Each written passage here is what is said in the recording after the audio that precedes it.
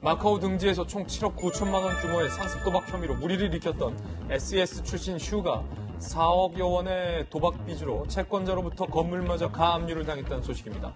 2017년 미국 라스베이거스의 카지노장에서 만난 채권자 박 씨에게 도박 자금 4억 원을 빌리고 갚지 않아 지난 4월 경기도 화성시 소재의 건물을 결국 가압류 당했다는 것. 하지만 현재 슈 측은 박 씨가 도박 용도로 돈을 빌려줬으며 이는 불법 원인 급여의 형태이기 때문에 변제할 이유가 없다고 주장하고 있는 상황. 또한 박 씨가 1,800%의 이자율을 요구했기 때문에 갚을 수 없다는 입장입니다. 하지만 박 씨 측은 거래가 있던 곳은 국가에서 허용한 카지노장이라며 이자율에 대한 차용증을 쓴 것도 없고 이자를 그만큼 요구한 적도 없다라고 반박하고 있는데요. 양측이 팽팽히 맞서고 있는 가운데 상습 도박 논란에서 자숙 중에도 해외여행 사진을 올려 무리를 빚기도 했던 슈가 이제는 건물 가압류까지 첩첩산중의 위기를 어떻게 해결해 나갈지 이목이 집중되고 있는 상황입니다. 아니 이게 약간 좀 헷갈리는 게 변함무 변호사님 법적으로 지난번에 분명 이 슈가 4억 원의 돈을 빌리고 갚지 않았다. 그런데 그 4억 원의 돈은 도박 자금이었다. 그렇기 때문에 법률적으로 안 갚아도 된다라고 법률가들이 얘기를 했는데 안 갚아도 되는데 왜 가압류가 된 거예요? 쉽게 좀 더 말씀을 드리면 우리 법이 불법을 보호하지는 않거든요. 그러니까 불법적인 목적으로 돈을 준다는 약속을 해도 갚을 이유가 없습니다. 도박을 할 목적으로 돈을 빌려주면 안 갚아도 되는 것이고 예를 들어서 극단적으로 교과서에 나오는 예로 당신이 나와 첫 관계를 맺은다면 한 달에 생활 얼마를 주겠다. 안 지켜도 됩니다. 불법을 보호할 이유는 없기 때문에. 근데 이제 그 슈 쪽에서는 내가 도박을 하면서 4억 원을 빌린 것이기 때문에 법이 불법을 보호하지 않으니까 나는 4억 원을 갚지 않아도 된다고 얘기를 하고 있는 거예요. 근데 이제 돈을 빌려준 쪽에서는 그 돈을 도박 자금으로 빌려준 건 맞지만 도박 자금을 빌려준 곳이 국가가 허용한 적법한 카지노니까 적법한 대여가 아니냐라고 얘기하는 건데 제가 보기에는 좀 말이 안 될 것 같아요.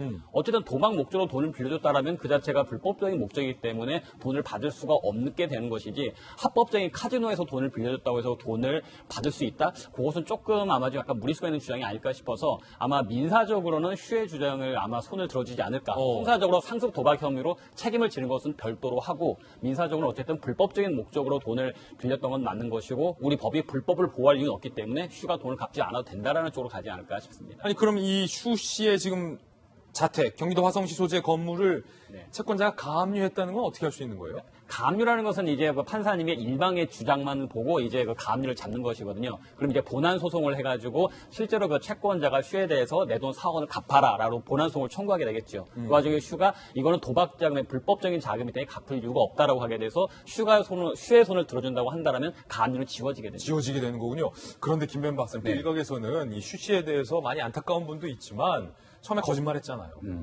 그러니까 상습 도박 아니라고. 그럼에도 불구하고 결과적으로 재판 결과 집행유예 선고가 됐던 것 아니겠습니까?